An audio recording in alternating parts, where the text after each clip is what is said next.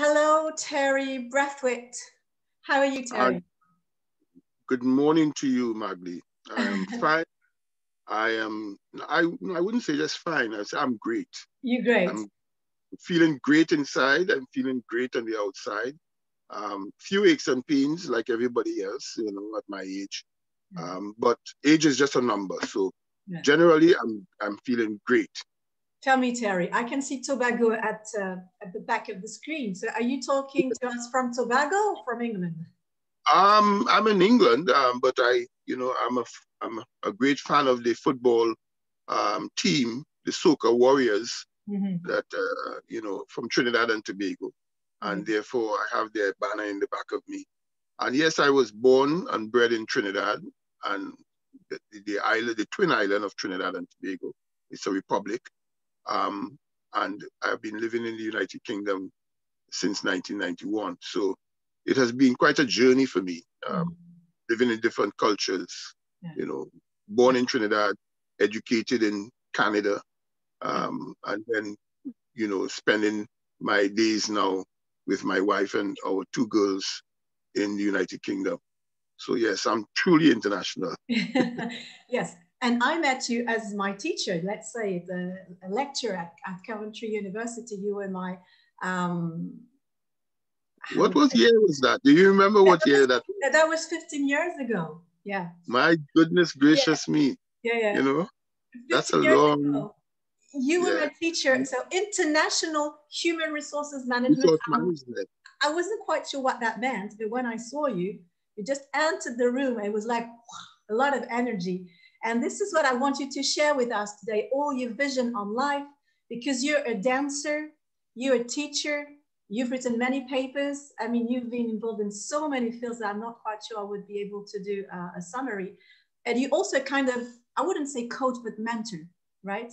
Because you still follow me and I'm still with you and you still guide me on some choices I have and some questions. So for me, it's a great honor, Terry, that you have accepted to share your lifelong experience on my channel. So I was just asking you, you are a grandfather, right? Just one-year-old granddaughter. She was 1 year on Monday. And I'm feeling quite elated that I have the memory of seeing her grow through that 12-month period. And I always feel that memories are so important. They are much more important than the diamonds and the gold. They're sustainable. Memories are sustainable. So if you have someone who is suffering from dementia, they're trying to hold on to the snippet of, little experiences that they have had over the period of time that they have lived a life on this earth. And the memories that you have, if you have beautiful memories, they're like healthy, healthy memory. And that healthy memory is the most valuable thing that you could have. Let me just translate that for the French audience. So Terry nous dit que donc il vient de Tobago et Trinidad. Je l'ai rencontré à l'université de Coventry il y a plus de 15 ans. Hein, c'est un peu comme un mentor pour moi. Il dit que finalement il y a des choses dans la vie qui vont disparaître, qui ne vont pas rester, mais il y a des choses qui restent. Par exemple, il vient d'être grand-père d'une petite fille et il dit ça, c'est des choses que personne peut nous prendre. Ces bons souvenirs et ces belles mémoires. Ça, c'est des choses qui ne peuvent pas se comptabiliser. Yes, Terry.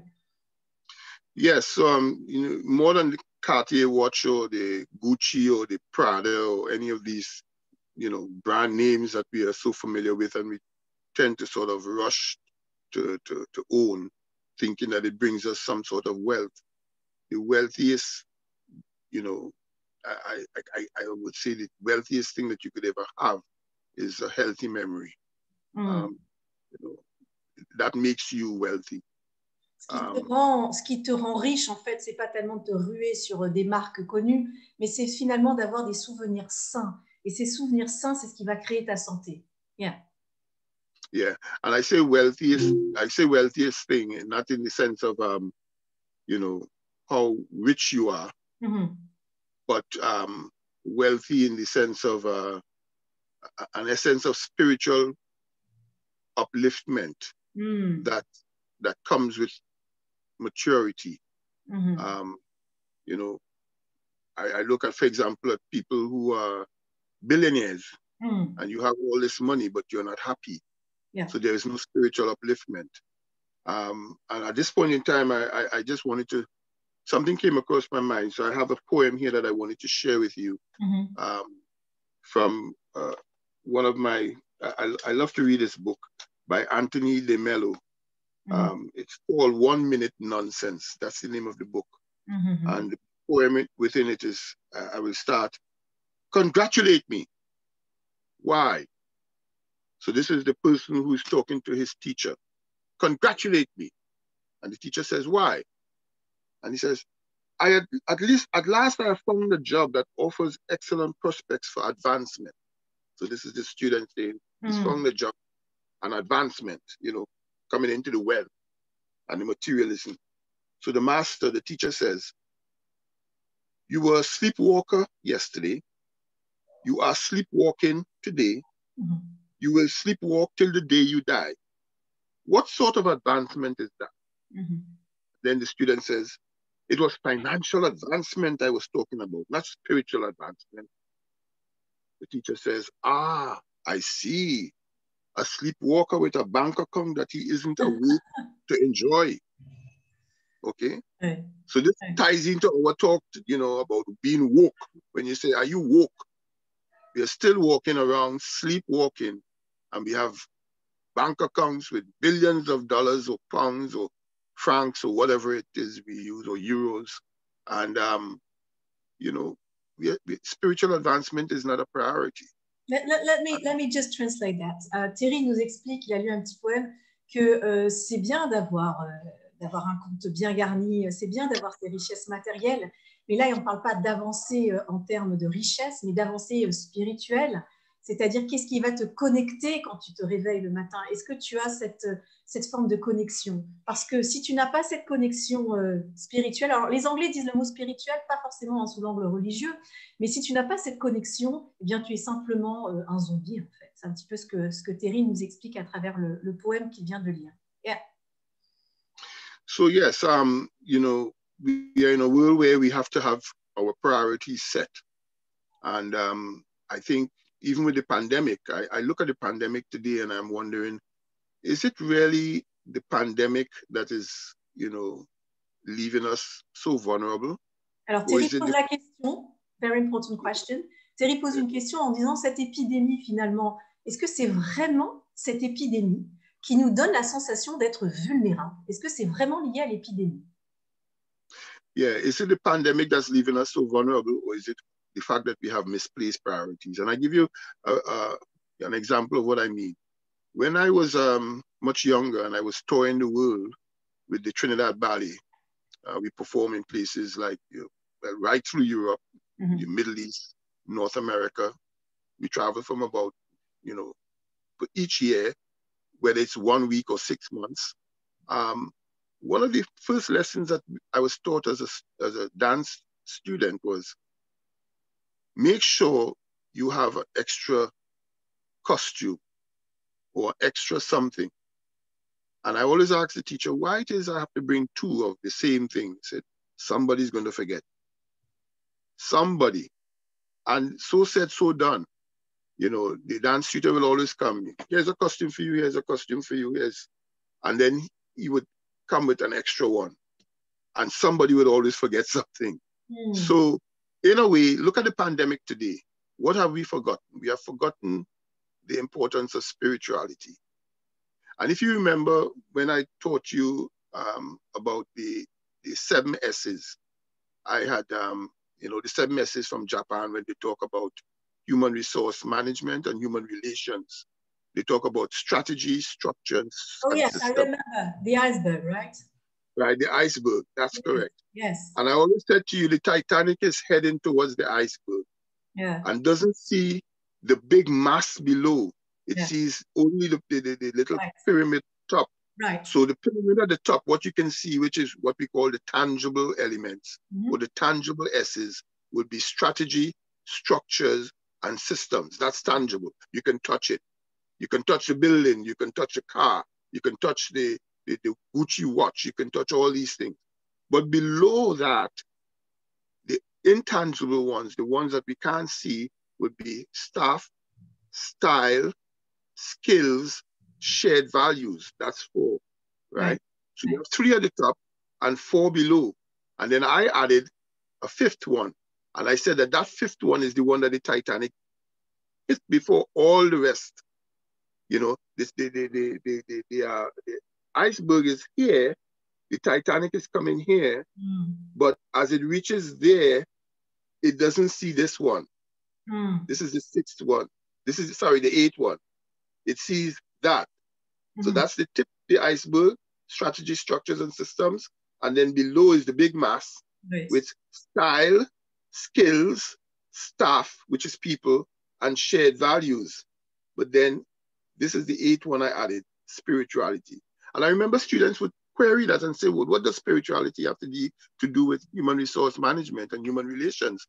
And I say to them, have you ever gone into for example, into a taxi and you see hanging from the rearview mirror, you see a cross with people who are Catholic, for example, or you will see, for example, those who are Islamic, you will see something that, a symbol that, you know, represents their faith.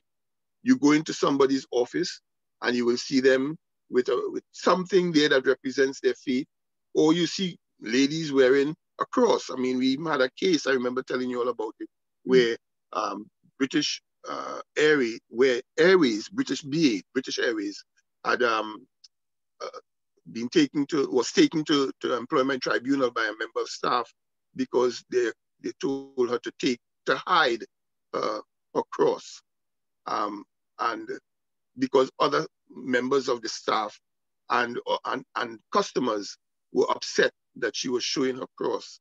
You see, that's the spirituality. People have that faith. And even scientists, I remember scientists, you know, I think these 2 guys won the Nobel Prize for physics. And they were talking about, there was some big experiment that cost a lot of money. I can't remember the name of what the experiment was about, but it was on television. And there was some massive, you know, experiment that they were involved in. And they said, okay, let's press the button now to see if it works. And what was so interesting, the camera showed behind the scientist's back. He put his hand behind his back. And he's a scientist, but he had this. And I'm saying, you're a scientist. You're a scientist. And you're saying that science is so important, but yet you want to press the button and you have your hand behind your back in a cross. You understand what I'm saying? Yeah, so therefore, pressing and pressing. Can I just can I just translate that? So Thierry, ce qu'il nous explique, c'est qu'en fait, dans cette pandémie, cette épidémie, là, cette crise sanitaire qu'on vit, il dit c'est un iceberg en fait. Hein. On voit au-dessus de l'iceberg qu'il y a un problème, alors on dit on va le résoudre avec des outils qui sont mesurables, nommables, mais qu'en réalité, sous cet iceberg, il y a une grosse partie en fait qu'on ne voit pas, qu'on n'identifie pas. Et Thierry dit que toute cette grosse partie, ce sont les relations humaines, c'est la spiritualité. Et en réalité, pourquoi on a peur de cette crise? On dit parce qu'on n'a pas le vaccin, parce qu'on n'a pas les outils, parce qu'on a le masque. Et Thierry dit c'est pas tellement ça. C'est parce qu'en fait, on se focalise sur ce petit bout d'iceberg et le gros bout de l'iceberg, finalement, ça nous montre qu'on est fragile au niveau de ce qu'il y a sous cet iceberg-là. Donc ça, c'est le lien que Thierry est en train de nous expliquer. Yeah. Yeah, so, you know, in a way, as we're just having a sort of a chat here, it's just a matter of tapping into these things that are supposed to be priorities. And the big bulk of the iceberg below, where you have, you know, skills. What talents do you have? What God-given talents do you have? You know, and when you look at your God-given talents, dance, you know. Attendez, je traduis. I'm translating. Je traduis. Thierry, il nous dit, en fait, sous cet iceberg, il faut que tu regardes, c'est quoi ton talent divin? Tu as un talent divin, c'est quoi? C'est le chant, c'est la danse. Tu as forcément un talent divin. Et cette crise sanitaire, ça nous oblige à non pas simplement regarder ce qu'il y a au-dessus de l'iceberg, mais à aller creuser dans son talent divin. Yes, so you have, you know, skills, then you have style. What is your style? That is what brings charisma. Ok, c'est quoi ton charisme, c'est quoi ton style? Yeah. Yes, and people would gravitate to you because of your style. They say, oh, that person's charisma is really you know, it's endearing, warm person. So that is good for you, you know, in your relationship. Then you have... c'est ce qui fait que les gens ils vont venir autour de toi. Est-ce que tu es plutôt chaleureux, pas chaleureux? C'est ce qui va faire, c'est ton style, c'est les gens vont venir vers toi par rapport à ça. Yeah, go ahead. Right. So it's with skills, which is your God, would be your God-given talent, your style, your warmth, or charisma, and also, yeah, and then people, staff would be people. So people power would be important. That's a priority. And you see what happens when people power, when we vote, you know, when we march, you know, when we rise up as a people, how powerful we are, our voices are heard. And then finally... Le pouvoir des gens. Il parle du pouvoir des gens, que les gens, ils ont le pouvoir. Les gens, si les gens vont manifester ou alors les gens vont voter. Donc, ça, c'est le troisième élément, c'est le pouvoir que les gens ont. Yeah. Right. And then, of course, you have shared values. For example, with France, what would be, you know, liberty. What's it is? Liberty, what are these values? Oui, c'est liberté, égalité et fraternité. This is how we say. Okay, right. So those are the values that you would have in France.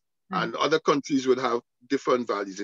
In Trinidad and Tobago, for example, we would say, you know, discipline, tolerance, and production, right? Say that again. Okay. Alors Thierry nous explique en fait. Discipline, tolerance, and production. Il dit que selon les cultures, on a des shared values, c'est-à-dire des valeurs en commun. À Tobago et Trinidad, c'est tolerance, and Tobago and Trinidad. Can you say that, the three again? Discipline, tolerance, and production, yes. Discipline, tolérance et production. Alors que nous, c'est liberté, égalité. Production, yes. Production. Yes. Ouais. So that would be Trinidad. And other countries would have, you know, different values that they would say, all as a collective, they share those values. So people would fight for those values. Okay. And then the final S, as I said to you, the one that, you know, we tend to take for granted the most is spirituality. And I've described that to you. We all have this essence of, oh, we might say, well, you know, unless science, you know, dictates where we go, nothing is going to be, you know, there's no evidence, right? But the evidence basically comes from the faith that you have. I remember my daughter, who's a medical doctor, she told me that lack of evidence doesn't mean evidence of lack. Ouais. Thierry nous dit, donc il a une de ses filles qui est médecin et sa fille lui dit, le fait qu'on n'ait pas de preuves, ça ne veut pas dire qu'il n'y a pas de preuves du tout. Bon, c'est plus ou moins traduction un peu moyenne, mais ce qu'il dit Thierry, c'est que cette spiritualité, elle est très importante parce que la science, aujourd'hui, on voit que la science ne répond pas à tous nos questionnements et tous nos défis. Donc, c'est là où on sent qu'il manque quelque chose à travers aussi cette crise sanitaire. Yes. So, you know, when you think about those 8 S's, those are the priorities that I am thinking about, that maybe we are putting too much emphasis on the top 3 at the top that you can see, the tangible ones. And because we have placed so much emphasis on that, I believe that we are even more vulnerable when it comes to the pandemic. Because let's break that down. Let's unpack this. The pandemic, obviously, it's an unseen enemy. You know, it's transmitted. But how is it transmitted? From people, from person to person. So if I am sensitive about your existence and I respect your right to live and to be free and to be, you know, I respect your existence in the context of this world is made up of people that make the world go around, okay? Therefore, I would wear a mask, knowing that if I wear a mask, it protects you, who in turn protect me and protect everything that I care about. So people is important. Talents, skills. We use our talents and skills to get, you know, develop a vaccine and to create what you call it, the PPE apparatus for the frontline workers. So there we're using our talents and skills, and people are, you know, using their talents and skills to go out and help those who are homeless. You make, you know, whether it's food or whatever it is, to help them. So all your talents and skills are coming in there. You see, those are the intangibles But those are the things that are helping us, really. The building, the strategy, the structures, and the systems, it's not really helping us. If you notice what's going on, it's the people, their talents, right? Oh, yeah. Their shared values. Points. Yeah, yeah. Right? The shared values, right? And of course, the style, warmth. You see someone like Good Samaritan, you know, you see someone, you know, falling over. You go and you try to, well, of course, social distancing and all of that. You know, you try to help them. You have your mask and so on. That's interesting. Can I translate that? C'est intéressant ce qu'il nous dit, Terry. Il nous dit, en fait, quand on regarde vraiment cette crise de pandémie, qu'est-ce qui nous aide? Est-ce que c'est vraiment le vaccin, les médicaments? Non. C'est le fait qu'on va se respecter les uns les autres. Donc, ce qu'il a appelé shared value, bah, on va mettre un masque, on va respecter la distance sociale. C'est le fait qu'on va s'entraider les uns les autres. Donc, en fait, aujourd'hui, ce qui va nous protéger, ce qui nous protège de la pandémie, ça va être aussi notre style, c'est-à-dire est-ce qu'on va être plutôt chaleureux avec la personne, est-ce qu'on va comprendre sa détresse, est-ce qu'on va aider les personnes âgées, leur rendre visite, etc. Dans cette crise de pandémie, qu'est-ce qui nous aide? Nous, nos valeurs, comment on se comporte, comment on est les uns avec les autres. C'est quand même un renversement de la façon dont on a l'habitude de percevoir la protection. Donc ça, c'est quand même un point de vue original. It's very unique viewpoint that you're sharing right now. Yeah, so, you know, and then of course the final one, spirituality. Because of your inner peace and your inner, you know, maturity, I would say, as a person, you are able to reach beyond the tangibles and say, oh, that person needs help. Oh, how can I reach out to people? How can I help or do something to heal the world? Right? Alors, Terry rajoute qu'en fait, finalement, comme il a parlé des différents S, il y a le S de spiritualité, il dit qu'est-ce que je peux faire to heal the world, pour soulager ce monde et aider ce monde. Donc, finalement, là, on dépasse notre personne, mais finalement, dans ce monde qui est en crise, et c'est une crise qui est mondiale, qu'est-ce que je peux faire pour aider ce monde? Et là encore, on voit que cette crise, eh bien, elle fait sortir de nous, finalement, le meilleur et tout notre humanisme le plus beau. Yeah. See, so if we have to take away anything from our little chat, would be looking at that iceberg, including the extra finger, which is spirituality. So, you know, the tangibles would be strategy, structures, and systems. I'm not saying that they're not important. Of course, they're important, because if we have strategies, we have plans. You know, if we have systems, there is a process. And then the structure would obviously be the architecture, the buildings that we work in and so on. But even look at that, the architecture. How important is that now? We are now working remotely, you know. So all the beautiful buildings that we built, you know, and you remember pre-pandemic, the whole focus was on jobs, construction, building, you know. And man, we were just building. It's like the Tower of Babel. We're just building and building and building. Now you're realizing, hey, I don't need to go to the office. Terry nous dit, en fait, on voit que c'est important, la structure, la stratégie. On revient sur les différents S qu'il mentionnait. C'est important, structure, stratégie, il faut construire. Mais regardez, on travaille à distance. Il disait, avant la crise, tout le monde voulait construire. Et maintenant qu'on travaille à distance, eh bien, on est revenu à d'autres types de valeurs. Donc, il analyse ça sous un angle original. And, you know, with regards to plans, my mother always told me, she said, you want to make God laugh? Tell him your plans, right? Yeah, we have the same also. Yes, okay. Yeah. And I think about, you know, people talk about strategies. We must have a strategy. And I thought about the story I read recently where this British diplomat in China, he happened to be walking along the seashore, or I think it was river or one of them. And he saw this Chinese student who fell into the water, and she was having problems in the water. She was obviously going to drown. What strategy did he have at that point in time?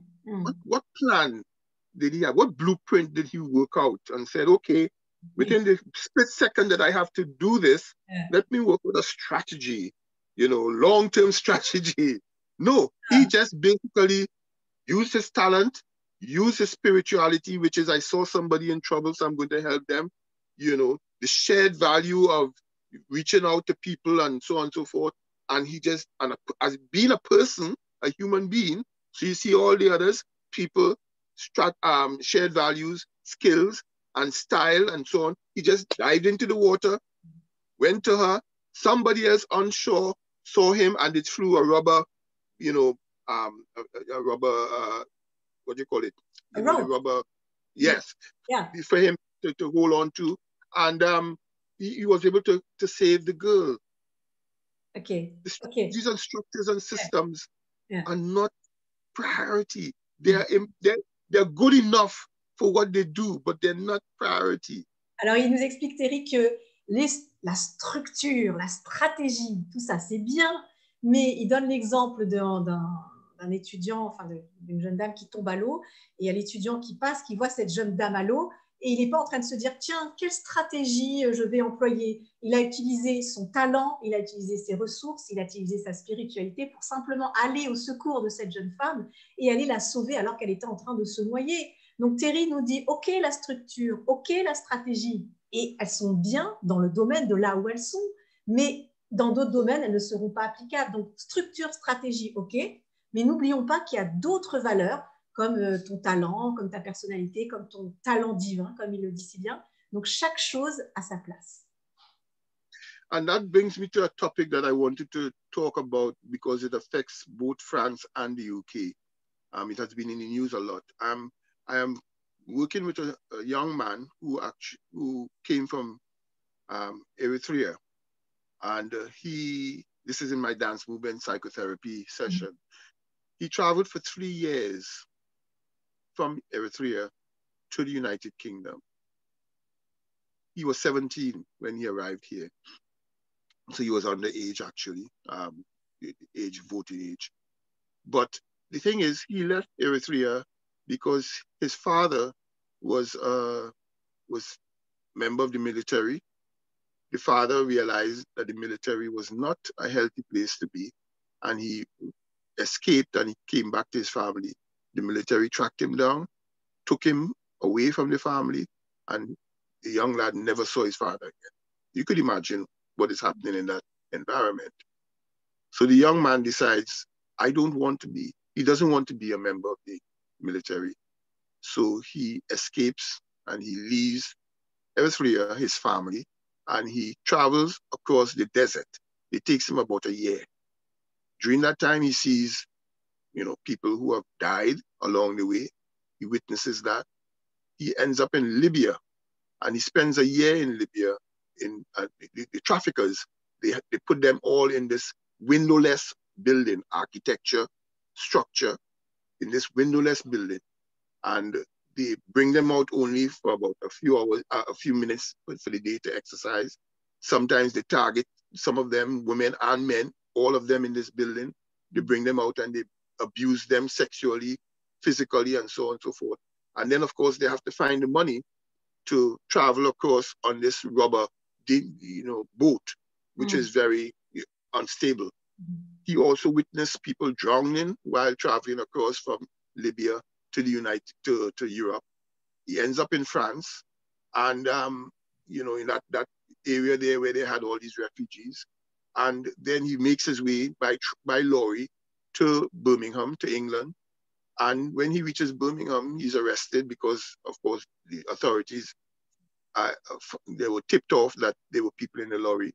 But then he falls into the graces of the Birmingham City Council, and they have to now find accommodation for him, and he's seeking asylum and all that kind of thing. Now, what is all of that about? That is where we see the same strategy, structures, and systems being placed as a priority for these people who want to come here because they see here as a better place. And this is Europe or the Western world as a better place to be. And yet when they get here, they're expected to assimilate. For example, in France, you would say to them, when you come to France, you have to assimilate into our culture.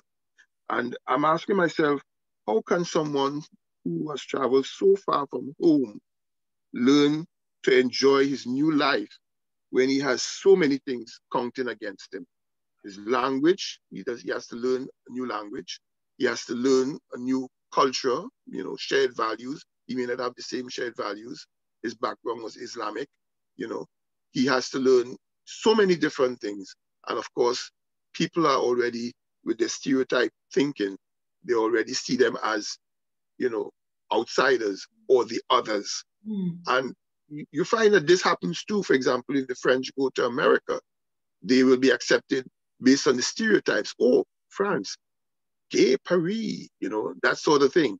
But then when you begin to extend yourself now, then they say, watch it, this is America, this is not France, So you have, with human beings, how we tend to place others into that box where they are second-class citizens. Even in your own culture, I remember you telling me, there are people in France who speak French with a dialect, and that is not considered as, high class as those who speak a certain type of French with a certain dialect. And I was always finding that interesting, that even within the French culture, how you speak the French language places you along the hierarchy, So you see how... Also the accent, if you have a Parisian accent or you have like a countryside accent, that's problematic. It could be. There you go. So you see we have placed the priorities, our priorities are misplaced. So therefore I see the pandemic, yes, it is a problem. It's definitely a problem because it's lethal. But because we have misplaced priorities, we are even more vulnerable. Right. To the outcome. Let me translate that. Alors Thierry nous dit, il a raconté une histoire très intéressante, multiculturelle, comment c'est difficile de s'adapter quand on passe d'une région et d'un pays à l'autre. Mais là, il dit quelque chose d'intéressant. Il dit, en fait, le problème de cette crise sanitaire, c'est parce qu'on n'a pas mis les priorités au bon endroit. Donc finalement, ça nous oblige, cette crise, à revoir les priorités. Et c'est vraiment dans cette dynamique-là qu'on est en train de se situer. Donc, on voit beaucoup de nouvelles choses qui sont en train d'arriver grâce à cette pandémie. Mais donc, cette pandémie est quand même un problème, on ne peut pas le nier. Mais ça nous oblige à revoir les priorités. Qu'est-ce qui est au-dessus? Qu'est-ce qui est en dessous? Est-ce que ce qui est en dessous, peut-être, ne devrait pas passer au-dessus? Yeah. So, when we think about these things, life is not that complicated. Yes, it's complicated because it's something that is a mystery, but it's not that complicated when you realize that as you grow older and you put yourself in a box and that becomes your comfort zone. Therefore, anything that disrupts that comfort zone, which is what the pandemic is doing, it then shows you up as the emperor with new clothes, right? And, it takes those who are woke, who are not sleepwalking, to be brave enough to look at the emperor and say, but you're naked, and the emperor says, no, in denial, no, look at my finery, and there are people like what you see happening in America right now. There are people who are telling the emperor, oh, you look so beautiful in your new clothes, look how beautiful you look, and there are people who are saying to him, you are naked. And he says, no. En fait, c'est qu'on va sortir, en fait, cette crise nous oblige évidemment à sortir de notre zone de confort et que finalement, on revient à s'interroger. J'étais dans une zone de confort, mais est-ce que c'était vraiment une zone si confortable? Peut-être pas. Donc, on va revoir un petit peu toutes ces priorités. Yeah. So we have polarization there where 70 million people are telling the emperor that he is beautiful and he looks lovely in his new clothes. And there's 75 million people who are telling him he's naked. And basically you can see from his attitude why the pandemic is taking so many lives, on a daily basis. I mean, America has now reached a record. It's broken its own record. And well, we can't point fingers at America without looking at what's happening in Europe. And there are countries in Europe that are following the same path. So as human beings in general, I'm not delving into politics as such, but I'm just saying it just gives you a clear indication that as human beings in general, we have to really revisit our priorities. If we put our priorities in place, the correct, priorities, then I think, number one, we will be able to address not just the pandemic, but the whole mystery of life will become that much more manageable. And we will be able to meet each day with a smile. because we know no matter what happens, today I am peaceful within. I have a healthy memory. Ce qu'il dit, Terry, c'est qu'il faut revisiter nos priorités et que finalement, peut-être que cette crise, ça va nous pousser à nous dire, je vis la vie, je vis l'instant présent et je la vis avec le sourire et puis des beaux souvenirs et des belles mémoires. Donc, ça va nous obliger à revoir nos priorités, à revisiter tous nos conditionnements aussi. Yeah. Yeah. So you see, and having that healthy memory, I'm wealthy. I'm wealthier every day because my memory bank is overflowing with just jewels that nobody could take from us. You know, nobody could take from me. And I believe that when I see Magali, I will, yes, I want to embrace you, but I know that because of the situation, we have to bump. Fist bump. Let's do it. You know? Let's do it. Right, yeah. We fist bump. There we go. Right? So, and you're wearing your mask and I'm wearing my mask because we have to do that to protect each other. And that brings us also now to start looking at the stereotypes that we have in our heads, where we see people who wear hijab and we stop pointing fingers at them because what they have been doing all the time, even though it's a religious practice, that has some impact for them that is positive. Now we have to wear masks, but because our shared values never really included that, we have been pointing fingers at them. But look how many fingers are pointing back at us. You know, we are dying because we don't wear the mask, but yet we're pointing fingers at them. You see, we have to really revisit a lot of the things that we have been doing without thinking about the implications, not just for us, but for other people. You see, you wear your hair long or you wear your hair short, that's your choice. But your choice has to be made, you know, based on if you wear your hair long, is it healthy for you and for your children and for the other people who are around you? If you wear your hair short, same questions can be asked. And if it's healthy, then fine, go ahead, do it. If it's not healthy, then, you know, rethink it. Don't say, it's my prerogative to wear my hair long, and nobody can tell me how to live my life, and nobody can, you know. Once you have that attitude, your priorities are misplaced, and then you know what happens when you do things like that. What goes around comes around. As my mom will say, when you spit up in the air, be careful, you know, where it's going to land. You know, back on your face, you know.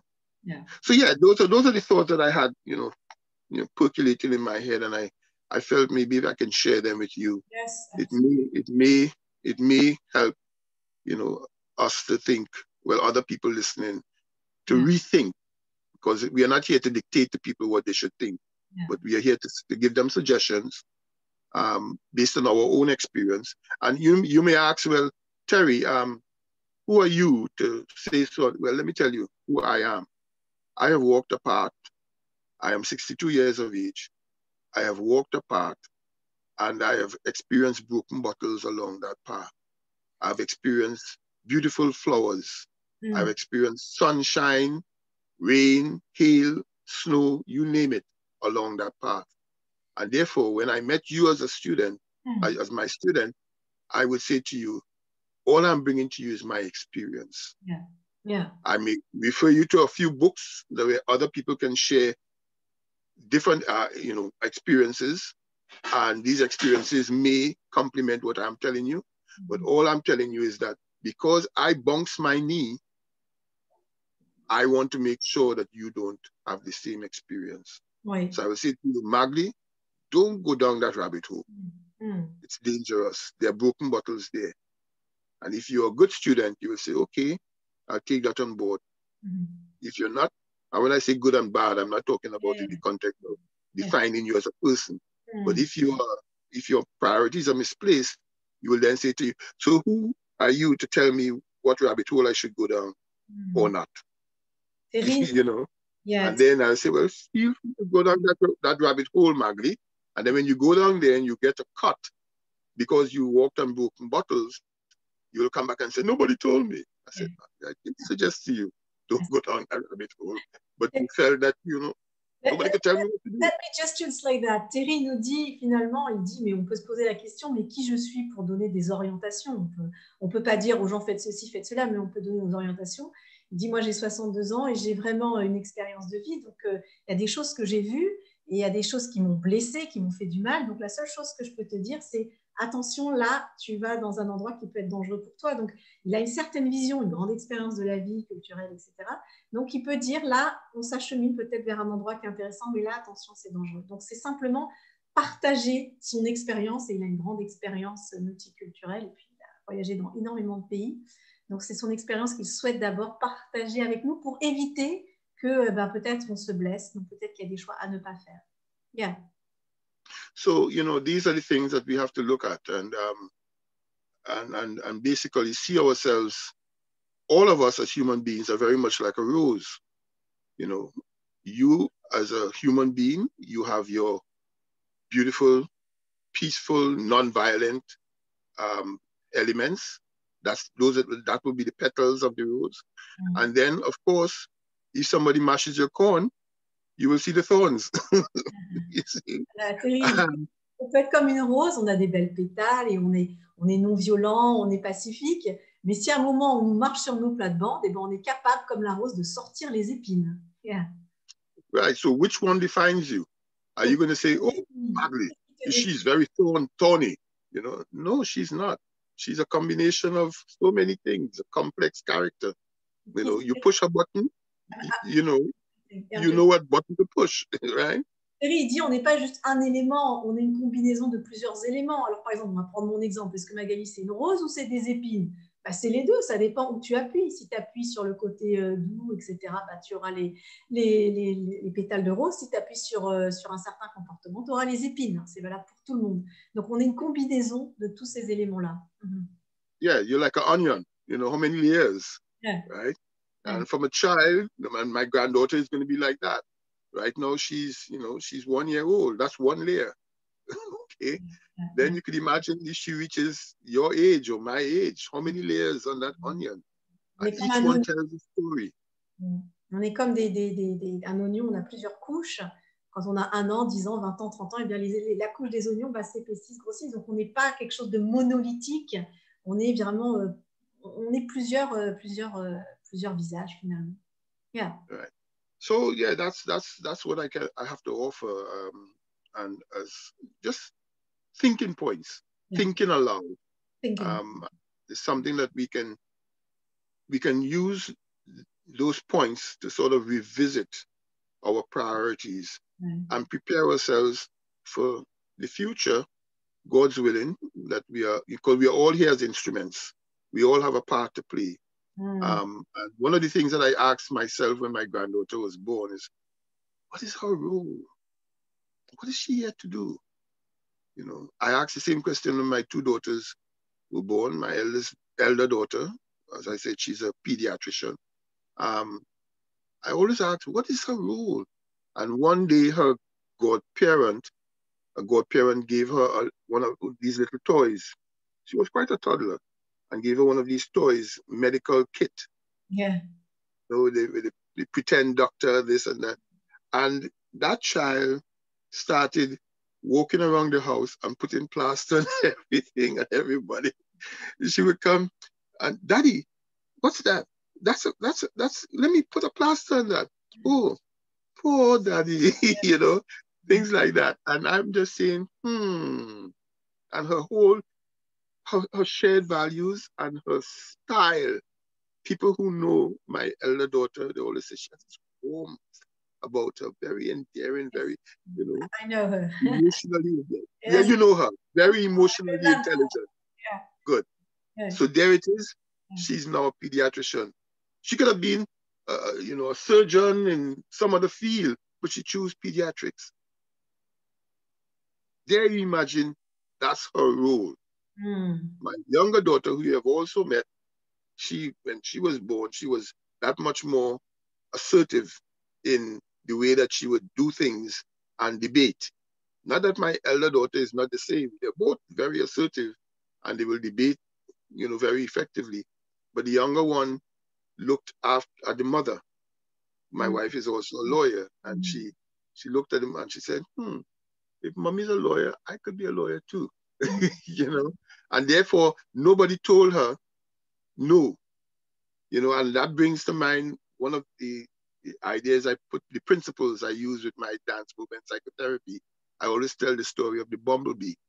According to the laws of aerodynamics, the bumblebee is not supposed to fly. It's big and bulky. And you see the wings, very, very tiny wings, you know, feeble. But somebody forgot to tell the bumblebee that. And the bumblebee just continues to fly with grace and self-determination. And it was the same when I met you as a student. You came to me and you had all these ideas, and I suppose, you know, some other lecturer might say, oh, Magali, no, that is not possible. And why? You just focus on this and focus. And I said, I'm not going to tell that to Magali. I'm going to let her fly with grace and self-determination. I will guide her and give her little pointers and signpost her, but she got what it takes to get where she has to get to. And with you and all other students that I work with, I always had that commitment. So I always felt, you know, if you can just give people the guidance that they need, they will get where they have to get to without much fanfare. Can I translate that? Yeah, can I translate that? Donc Thierry nous parle d'un petit insecte qui s'appelle le bumblebee. Je suis pas sûre comment traduire en français, mais apparemment c'est un petit, je sais pas si c'est un insecte, mais qui est pas censé voler. Et normalement, ce petit bumblebee, il est censé ramper simplement, mais personne lui a dit qu'il pouvait pas voler, alors il continue de voler. Et il dit, c'est ce que j'ai fait avec toi, Magali, et c'est ce que j'ai fait avec tous mes étudiants, et c'est ce que nous, on essaye de faire. C'est-à-dire, quand quelqu'un a une idée ou quelque chose, ne lui dit pas oui ou non, ne l'enferme pas dans sa case. Parce que, vous savez, il y a cette phrase qui dit, ils ne savaient pas que c'était impossible, alors ils l'ont fait. Le petit bumblebee, il n'est pas censé voler, et personne ne lui a dit, alors il continue de voler. Donc, c'est une très jolie analogie. En gros, ça veut dire, si vous avez envie de faire des choses, faites-le. Yeah. Yeah, so, you know, we are all like bumblebees, and my clients, I work with clients who Down syndrome, autism, you know, dyslexia, dyspraxia, you know, you name it. And I've worked along the spectrum, and they are all people who I feel there's a hidden something in them, a hidden talent in them, that they just need an opportunity to fly. Just a chance, even if they just go above the ground, skip and hop, just give them that chance and they will dance, you know. And of course, we have to look at, I use animals a lot because it helps to give a better perspective. You know, I tell my daughters, look, you choose between which one of the birds you want to be. Do you want to be a ground dove, or do you want to be an eagle? Because a ground dove could only fly that high, whereas an eagle goes for the sky, you see. And you look at a crow, there's a story about the crow is the only bird that will land on the eagle's back and peck it, you know, while it's flying. And the eagle realizes, okay, I can't shake you off. So what I will do is I will continue to rise and rise. And then the crow realizes that it can't go that high. So it jumps off the eagle's back because that's the only height it can go to. Yeah. You choose, Magali, which one of the birds you want to aspire to be. Do you want to be a ground dove which spends its time pecking on the ground and flying at that low level? Or do you want to be, you know, move up there and be where the air is rare, the sky is the limit? Because that's who you are, you see. En fait, Thierry, tu choisis qui tu veux être. Est-ce que tu veux être le petit oiseau qui vole à ras le sol et qui ne peut pas aller plus haut en altitude, ou est-ce que tu veux être cet aigle? Donc, il prend beaucoup les animaux comme analogie. En gros, le choix nous appartient. Et tant qu'on ne nous a pas dit tu es capable ou tu n'es pas capable, eh bien, on a des grandes possibilités qui s'ouvrent devant nous. How would you respond, Terry, to people who say, oh, but all my life I've been said I was not able to do this, I was not able to do that, and now I've reached the age of 40 or 50 and I still have this kind of feeling and hearing my mother saying, you are not capable of, you can't do it. How can I get rid of that? Is it possible? Well, it's possible if you are willing to wake up. And I don't want to sound like I'm pontificating here, but there is this element of, okay, I'm doing my PhD right now. Or at least I'm preparing to do my PhD. I'm 62. I have been a professor for most of my life, my working life, but it was functional. It was functional not only for my education, the qualifications I needed to teach what I am an expert at, so to speak, but also to pay my children's school fees and to put food on the table for my family.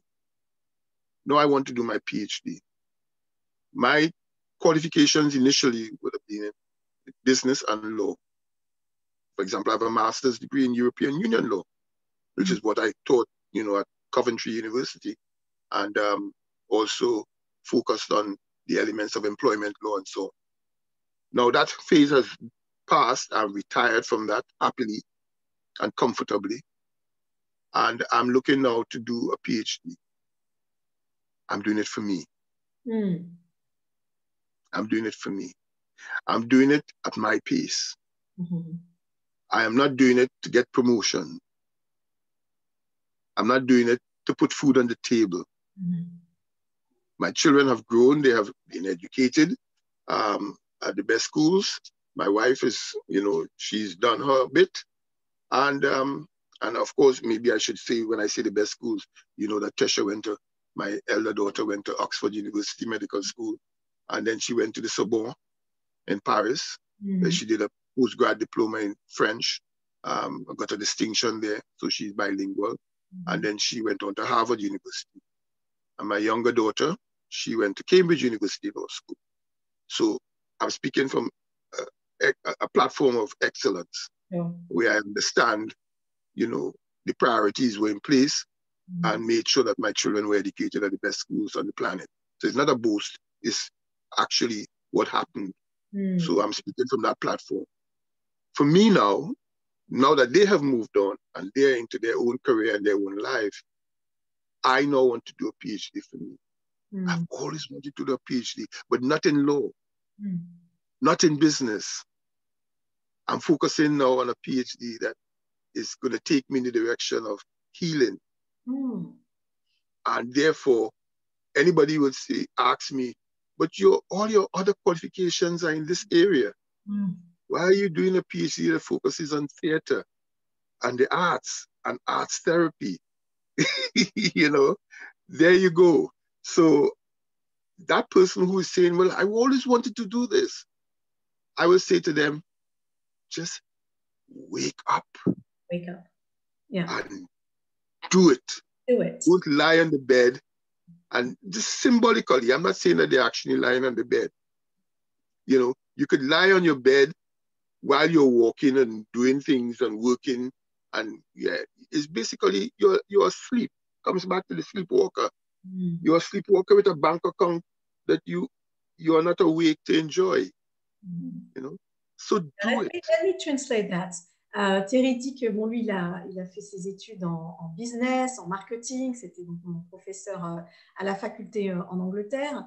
Et aujourd'hui, que ses enfants ont grandi, ses filles ont fait les meilleures écoles, Oxford, Cambridge, la Sorbonne, il dit, mais qu'est-ce que j'ai envie de faire, moi? Et il dit, mais moi, je veux faire un PhD. J'ai envie de faire un PhD en... what PhD is it again? Which PhD did you say? I'm focusing on medical education. I'm using the arts therapies. OK. OK. Donc, il va utiliser l'art-thérapie pour des fins, bien sûr, thérapeutiques. Et il dit, mais c'est vraiment ce que j'ai envie de faire. Alors, on peut lui dire, mais qu'est-ce que tu as fait avant tous ces autres diplômes? Tous ces autres diplômes, c'était aussi pour nourrir sa famille. C'est parce que, voilà, il fallait soutenir toute sa famille. Mais maintenant, il a vraiment envie de faire quelque chose pour lui. Et il vous envoie ce message. Il dit, s'il y a vraiment quelque chose que tu as envie de faire, fais-le. Do it. Et il dit, t'es pas un sleepwalker, c'est-à-dire que t'es simplement une personne qui marche, mais en fait, t'as les yeux fermés, t'es comme un zombie. Réveille-toi. Voilà, le message, c'est wake up call. Réveille-toi et puis fais ce que tu aimes. Fais ce que tu aimes. Yeah. So, it's basically nobody's holding you back. You need to just put your priorities in place and make simple steps, very much like the tortoise and the hare. The tortoise, slow and steady. The hare wants to be like certain people we know. You dash here and you dash there, and oh, look what I have done. I have done this, and I did more than this than anybody else in history. you know, and that's the here. Thierry, tu fais des petits pas, tu fais un petit peu comme la tortue qui avance, tu avances un petit peu, un petit peu, un petit peu. C'est pas la peine de faire des grandes choses, dire c'est moi qui ai fait. Non, tu fais les choses, ce qui te plaît, progressivement, petit à petit. Yes, you know, and slow and steady will win the race. And that race must be a race that you are setting your own pace. Ça doit être une course, mais c'est une course, tu dois trouver ton propre rythme, pas un rythme qui doit correspondre à d'autres, c'est ton propre rythme avec lequel tu dois te connecter. Yes, so basically that's my offer to your listeners. Okay, do you coach people, Terry? If we want a coaching session with you? Yeah, you can do that later down the line. Okay, thank you so much, Terry, for sharing your experience, your enthusiasm, and all these allegories and metaphors and stories, and that's wonderful. So thank you very much, and I hope we'll have other talks, maybe further down in the time. But that was very enriching for me, and I hope you enjoy also. I will do a little written translation in French for people who want to know more about it. And what can I say to you? Enjoy your time, enjoy your family, and enjoy what you do.